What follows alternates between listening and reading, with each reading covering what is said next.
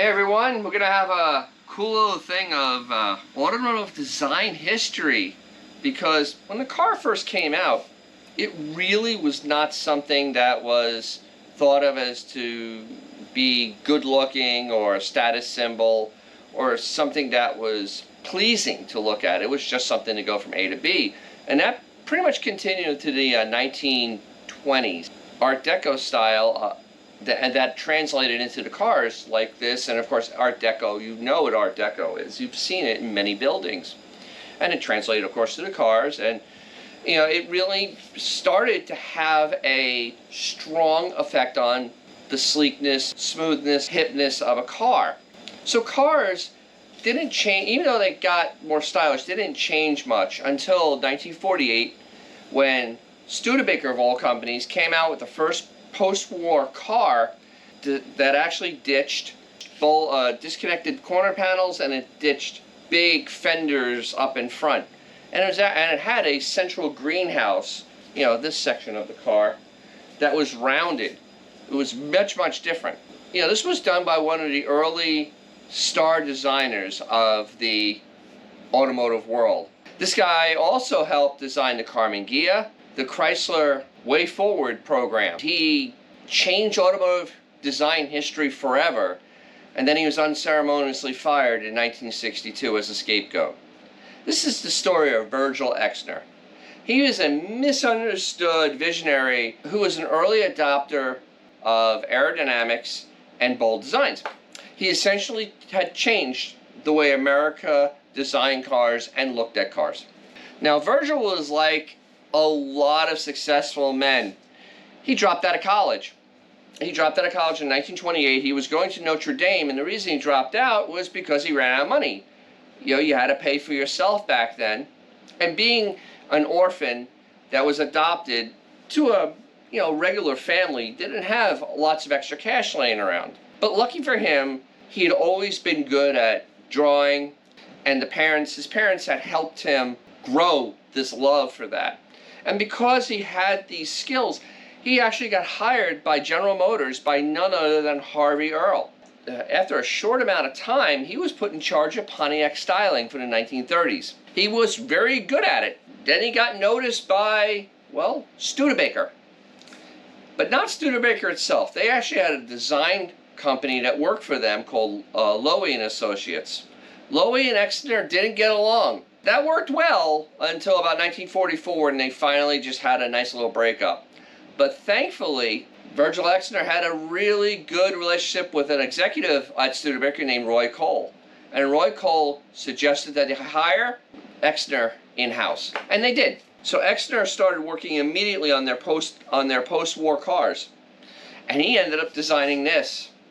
This car was revolutionary. Absolutely. It looked like nothing else that was being made at the time. He wanted smooth, easy lines, big visibility, and to make it eye-popping. Now, his time at Studebaker went well, but Studebaker, being Studebaker, was kind of running low on money, and were making cuts. Virgil got cut. But thankfully, that man, Roy Cole, knew other people at Ford and Chrysler. And lucky for Chrysler, they grabbed him. Chrysler, after Walter P. Chrysler had died, had become kind of just an engineering company with lacking style. I mean, their cars lacked style. Here's a random Chrysler from the 40s. It's just bland. I mean, there's nothing exciting. It's a Chrysler. So they hired him on to kind of give the company a new image. So this was in 1949. And he started designing the 1955 cars, because back then they had a longer lead time, because manufacturers were a little bit slower in developing steels and all that stuff. So back then it was a 5-year lead time.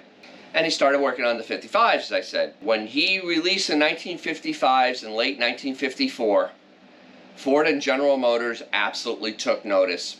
They couldn't believe what they saw. Dowlery Chrysler had just come out with an unbelievably gorgeous car. And the pinnacle of this was the Chrysler 300C. Now, this was part of the forward look that Chrysler was running with Exner. The part of the forward look was that the car had a very long hood and a short deck lid, but it also had more of a rake on the windshield and kind of had a smooth transition around. Completely beautiful, and a lot of bright work and accents, especially to the lighting areas. Exner, you can see that in this 300C. Ford and General Motors are now on the spot to, well, make a better looking car. Virgil also designed a car that I guess all of you have seen, the 1958 Plymouth Fury, like the one here that was in Christine. This is actually from his 1957 designs. Now, 1957 was so far advanced from the 56s that their advertising actually said 1960 is come early. Completely revolutionized. This design was so revolutionary that it got back to Harvey Earl pictures of these cars. And Earl ordered all General Motors products from Chevy to Cadillac to be redesigned for 1959. Because he knew that there was no way that their designs were going to be able to keep up with what Chrysler had just rolled out. Chrysler was running really, really high at this time. Absolutely. They were for the first time in the lead of design. If you notice all these designs with Exner is that they have giant tail fins. Well, he believed that they aided in aerodynamics, and he kind of deduced that from the P-38 warplane, this thing, from World War II, and that it helped stabilize the plane going through the sky. He even went as far to take his designs to the University of Michigan to actually have them go and check the aerodynamics on it. So he was really the father of aerodynamics in everyday cars, not just race cars. The other side effect is by 1961, the tail fins, well, had gotten kind of insane in height. Like I said earlier, they had 5-year lead times. Well, Virgil had a heart attack in 1956 while working on the 1961 cars. They were almost done, but it was pretty severe, and he didn't come back to 1957 working on the 62 models. Now, the foreshadowing in hindsight for this is kind of amazing. What happened? Well, the man who brought us aerodynamic long hoods, large tail fins, was undone by a design he didn't complete. See, the 1962 Dodge and Plymouth midsize cars were radically changed because a spy had basically told Chrysler in 1960 that General Motors and Ford were going to downsize their cars. Now, being that the designs were done, Exner didn't want to touch them. He said they were perfect as they were. So his associates worked and changed the car without Exner's help. So what happened is they took Exner's homework, which would be the 1960 Valiant, and decided that's the way these cars should go. It eliminated the vertical tail fins and actually made a very weird set of body lines. The car was a lot shorter than the original version. I'm going to show you a picture of the original version over here, and then I'm going to show you what actually came out over here. Wow. The original version is actually a beautiful car. And it's a shame that Virgil got blamed for this horrendous car that, honestly, I had not seen anything uglier than a 62 midsize Chrysler product. Well, until I saw a brand new Hyundai Iconic, this thing. Because, wow. So now Exner became the scapegoat because no one else at Chrysler was going to take the fall for this. So they blamed the designer. But at least they were nice enough to let him stay around till he got to his 55th birthday so he can get a full retirement. Afterwards, Exner did a few side projects. He tried to bring back the Duesenberg, and he worked on a few other low production cars. You know, very stylish. You know, he worked on these types of projects till he died in 1973. And the world lost an incredible designer when he passed away. Now, what happened to Chrysler when they got rid of him? Well, Chrysler then hired Mr. Slabside Elwood Angle. He was known for designing the 1960 Lincoln Continental and the 61 Thunderbird. And this is going to be a video for another time because he actually designed the cars through the muscle car heyday up until 1973. So we'll talk about Mr.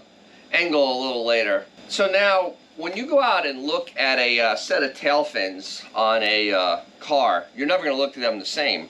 because now you realize that that entire psychotic phase of Americana was really inspired by one designer looking for aerodynamic efficiency and smoothness and making sure the cars had a presence. So it's absolutely amazing now that they completely take a different light in your eye. The other thing is now when you look at a 62 midsize Dodge or Plymouth, you can't blame Virgil Exner for that. He really didn't have anything to do with it. He was going to have a much prettier car. Go figure. Actually, the 62 Imperial was very close to what his actual design was going to be if you look at it here. It's really strange how Chrysler picked and chose. Oh well. But because of them losing Virgil Exner, they lost the ability to be in the lead of design. So now they were reactionary. And they became very reactionary up until 1979, of course, which led to them basically being bankrupt. Because they never had a product, you know, they had a hit once here or there, like the 68 Charger or the first year of the E-bodies.